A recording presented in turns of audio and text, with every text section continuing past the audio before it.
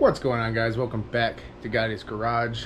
If you're a returning viewer, it's been a while since we've made a video, and I'll explain that probably in a later video. But we are going to be working on the 5.3. I just picked up this AC Delco engine stand off Facebook Marketplace, so we're going to go ahead and mount this engine on the stand. And the reason why we're starting making videos, and it's going to be starting on 5.3, is because I actually have a 99 Tahoe. It's sitting right next to the Mercure up north in the Thumb of Michigan, and it has a 5.7 in it right now that is blown up.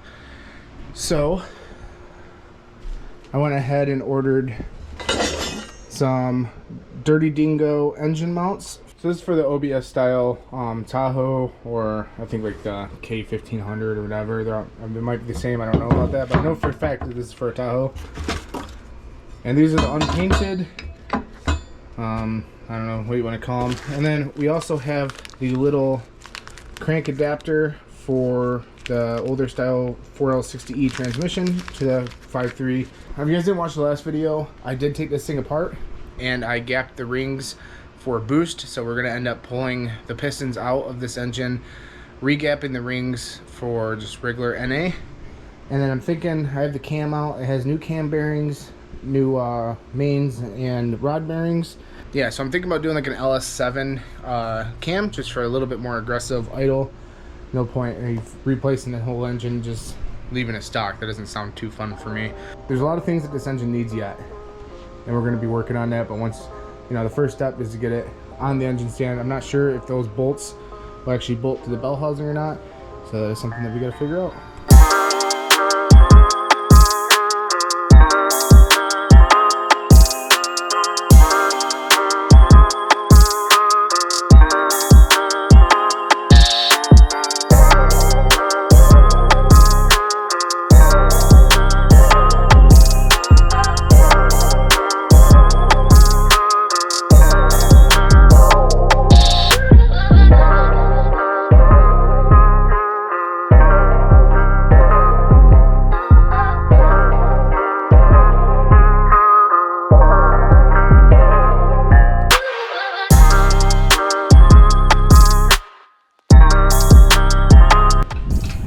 So luckily when I bought this, it came with some bolts.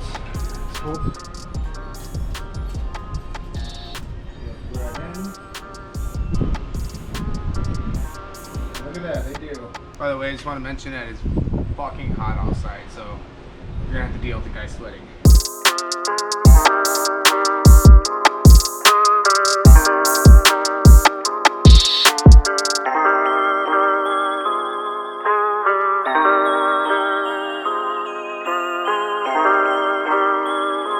Okay, it's like 97 degrees outside. The only 19 I brought was a shallow socket. So, yeah, I hope the engine will hold on there. Anyway, so we got most of it on there. Let's see.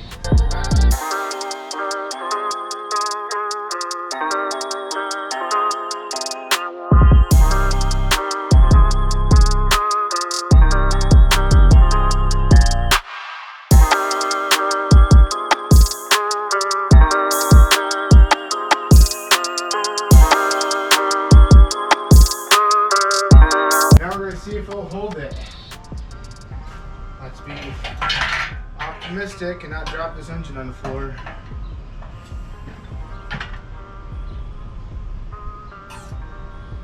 Okay.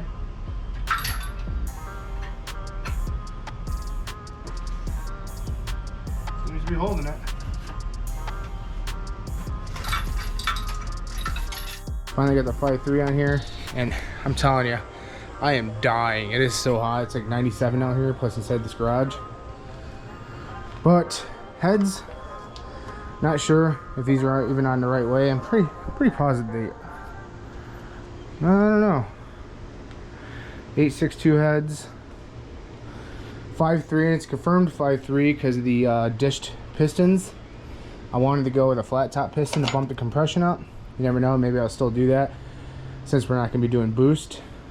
I mean, it's not much of a compression difference, but I just got to take all this little wrap off, and then we can kind of start breaking this down, making a parts list of what we're going to need. Speaking of that, don't know if I'm gonna be able to get this crank off. I didn't think about that while I put it on.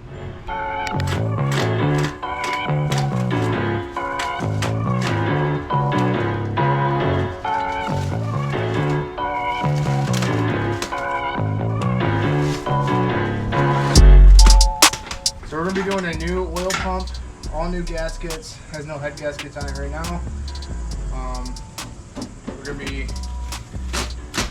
I'm gonna show you guys how to increase oil pressure for practically free.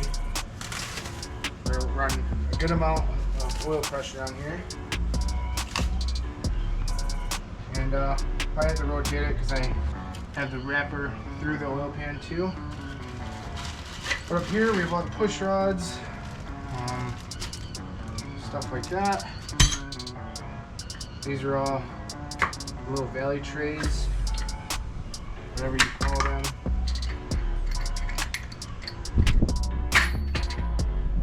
Here's the timing chain. Here's the cam sprocket. Here are some nuts and bolts, probably to the intake. Here is the steam port thing. Probably be just reusing that. Here's the original camshaft for it, a little 3-bolt, 5.3 cam. We're not going to be using that. Like I said, we're going to do something a little bit more aggressive. Now I'll pick you up. So here we have it. We're going to be replacing this cover. This has the front main seal built into it. You can just buy the whole cover with that on there. And then, which I didn't even grab a socket big enough to even take this off, so I'm not gonna be able to do that today. There's a brand new starter on there that I put on there like 3 years ago. I've had this engine forever. This engine was gonna go into a S10, but decided against it because the S10 was just too bad. I wanted something nice. I painted one of these. I shaved them. Not sure how I really like those, but we'll see. See, this one I painted. I shaved it and painted it. The whole engine block, besides the back, it's all painted black. Everything's clean. This thing was hot tanked. It was gone through and checked. I honed it myself. Every machine shop said everything was fine on it. I do got to check the heads, which I'm going to do myself with a level and feeler gauges just to see if it's in spec. And we're probably going to have to do some springs or something, some like LS7 beehive springs, whatever they're called, LS9 beehive springs, do something like that. And then yeah, so let's go ahead and I'm gonna start taking these heads off so we can get a look at the pistons, make sure the cylinder walls are still fine. I put tons of WD-40 inside this engine, and there's also a lot of what's that stuff called, the Lucas lube, the install lube, I use a lot of that. So we're gonna go ahead and put you on a time lapse, and we're gonna go take this stuff apart.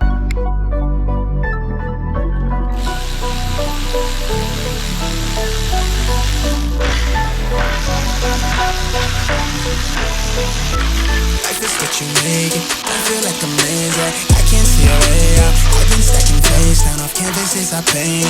I just spent the rain day on drip I can't afford, but that's the price I pay for the memories I'm making. I've been going places, I've been shaking hands for a chance to really make it. This life is so abrasive, swag almost caving. All this that I'm laying, and it's only the foundation. I've been going crazy, just trying to find a way. I was in the basement, trying to turn the page. I was going through the phase, I can see my face. I was chasing at the paper, been all for the waiters, but everything again. Well, I told you guys it was hot. I'm not sure how much footage was just lost. My GoPro turned off because it was too hot. But I got the heads off. One right there, one right there. Cylinder walls look good. I mean, definitely not perfect, but I didn't get it bored out or anything like that. The machine shop said that there's no extra scratches in there. There's just some stains on the wall. Pistons are definitely a little cruddy, but some little internal combustion will fix that.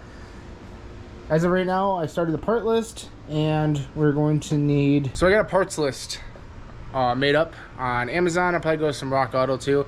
But I got a high flow oil pump on there. I have a new timing chain and the gear, the cam gear, as well as the front cover for the front main, the rear cover for the rear main, oil pan gasket, the whole gasket kit. It's gonna come with a head gasket. We're going to try to use the old push rods. I'm not sure if I should, because I don't exactly know where they came out of and where, you know, because they're kind of just all in that bag.